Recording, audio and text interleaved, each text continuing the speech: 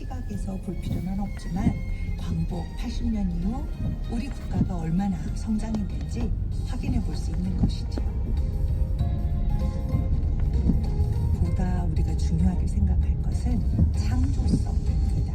우리의 창조성을 기반으로 어떻게 새로운 세계를 그려나갈 것인가. 지금 눈앞에 있는 얄팍한 성공보다는 보다 가치 있는 세계를 향하는 미술을 보여줄 때가 아닌가 생각합니다. 가격보다 가치를 말하는 것이 바로 미술이기 때문입니다. 광복 80년, 우리가 가야 할 길을 묻습니다. KBS 라디오 캠페인 밸류업 대한민국이었습니다.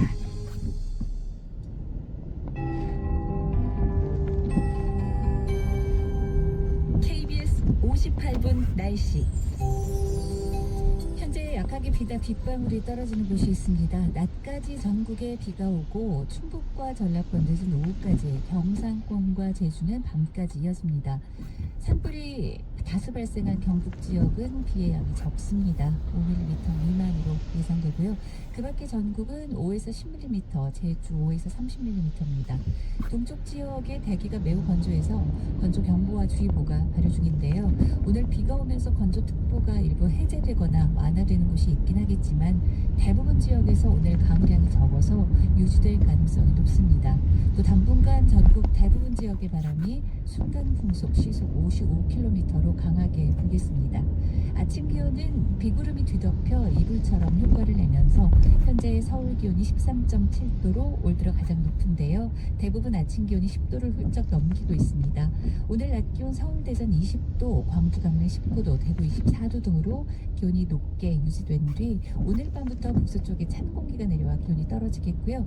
내일 아침은 오늘보다 대부분 10도가량 뚝 떨어지고 내일 낮 기온 서울이 12도, 주말 아침 기온은 대부분 0도 안팎, 주말 낮 기온은 10도 안팎에 그치면서 내일부터 쌀쌀하고 주말은 추워집니다. 현재 대형 산불의 영향으로 경북 서부권역에 초미세먼지 경보와 미세먼지 주의보가 발효 중입니다. 지금 서울 기온 13.7도입니다. 최영호입니다. 한국인의 중심 채널 KBS 제1라디오가 8시를 알려드립니다. AM 891kHz, FM 103.7MHz, KBS 부산 제1라디오입니다. HLKB.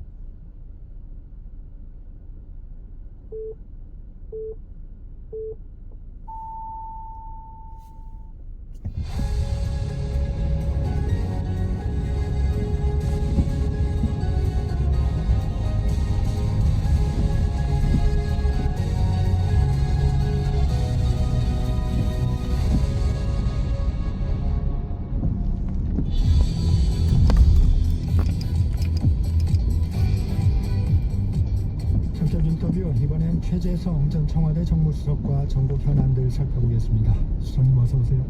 안녕하세요. 민주당 이재명 대표가 공직선거법 항소심 재판에서 무죄를 선고받았습니다. 수석님은 1심 판결문을 보고 무죄를 계속 추정해 오셨는데 적중했습니다.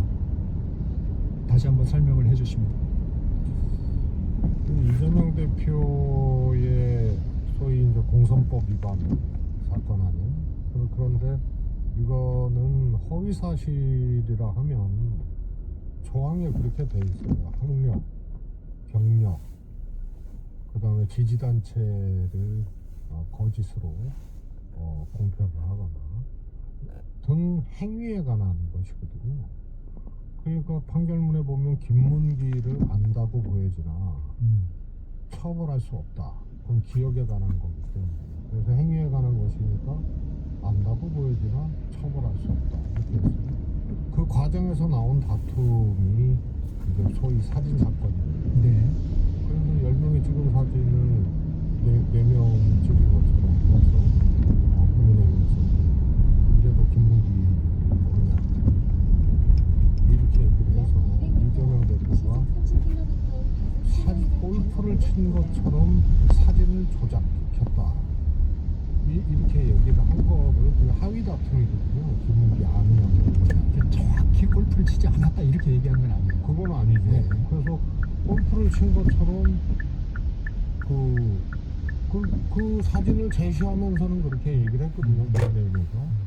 그래서 골프를 친 것처럼 사진을 열명 찍은 거를 김몽길 포함해서 이재명 대표 이렇게 4명으로 한 거 아니에요. 그러니까 그 자체는 골프를 안 쳤더라고 얘기를 한 적이 없는 거거든요. 그리고 그게 김몽길을 아냐 모르느냐에 대한 하위 다툼이었거든요. 여기를 유죄를 때리고 소위 이제 국토부에서 백현동 네. 그것도 유죄를 때리고 협박이라고 한 거에 대해서.